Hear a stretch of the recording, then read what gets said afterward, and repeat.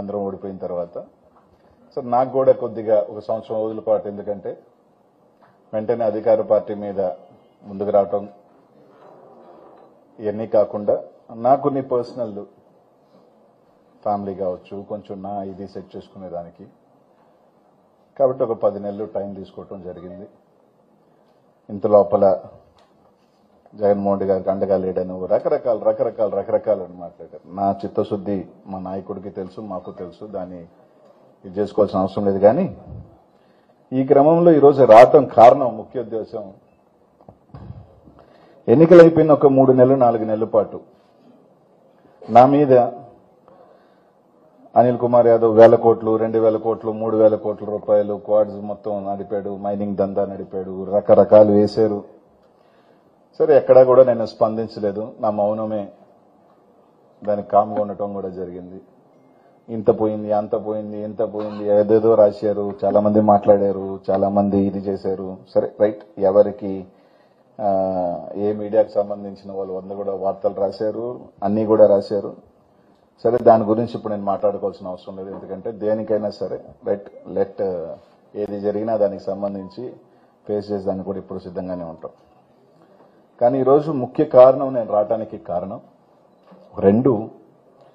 ఈరోజు మా జిల్లా అధ్యక్షుల వారిని కాకాని గోవర్ధన్ రెడ్డి గారి మీద ఇల్లీగల్ గా జరుగుతున్నట్టు ఒక కేసు పెట్టడం జరిగింది.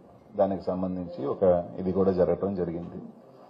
దానికి సంబంధించి రైట్, ప్రతి ఒక్కరికి కూడా జ్యుడిషియల్లో ఛాలెంజ్ చేసే అవకాశం ఉంటుంది.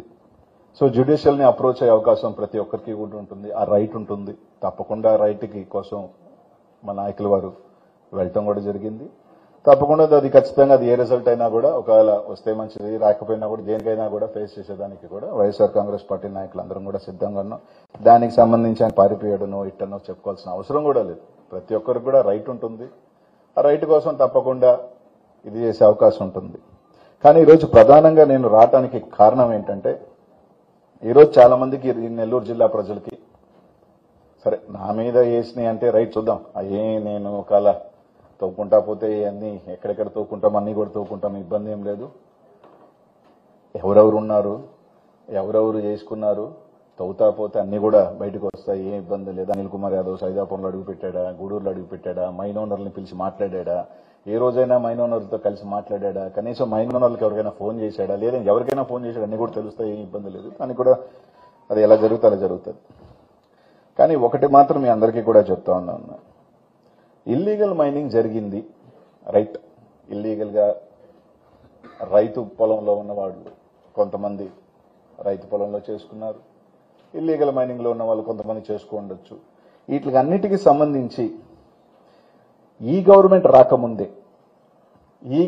రాకముందే ట్రాన్సిషన్ పీరియడ్ లో, అంటే ఈ గవర్నమెంట్ ఎన్నికల నుంచి ఈ గవర్నమెంట్ లోపలే దాదాపు ఇల్లీగల్ మైనింగ్ జరిగిందని దాదాపు నాకు తెలిసి ఒక 100-150 పైనే ఆ ఫైల్స్ మీద దాదాపు 255 కోట్ల రూపాయలు ఫైన్ వేయటం జరిగింది. తప్పు చేశారు, ఫైన్లు వేశారు. ఫైన్లు కలెక్ట్ చేసుకోవాల్సిన బాధ్యత మైనింగ్ డిపార్ట్మెంట్ ఉంటుంది. ఎందుకంటే తప్పు జరిగినప్పుడే దానికి సంబంధించిన ఈ ప్రభుత్వం వేయలేదు.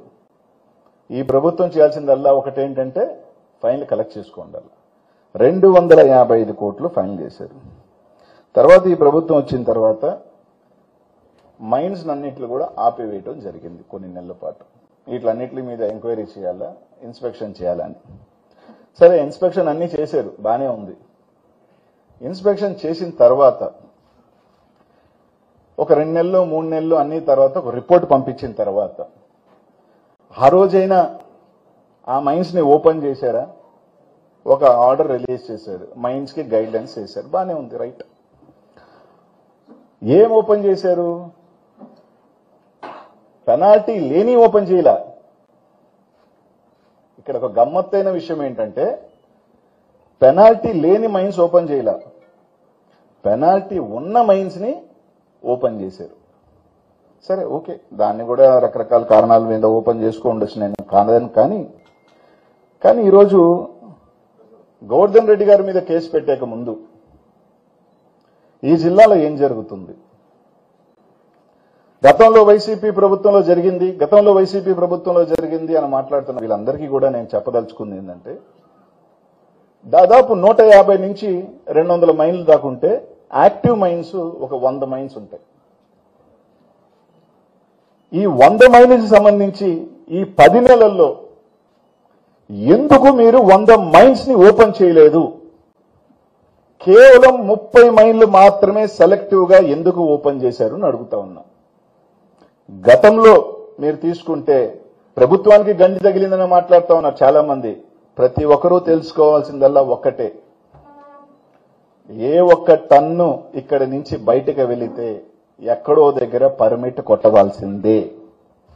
బయటకు వెళ్లిన ప్రతి టన్నుకి ఖచ్చితంగా గవర్నమెంట్ పర్మిట్ కొట్టే ఉంటారు. ఆ లెక్కన గతంలో 150 కోట్ల దాకా గవర్నమెంట్కి డబ్బులు వస్తే ఇప్పుడు దాదాపు 30-40 కోట్లు కూడా రాల. ఎందుకు?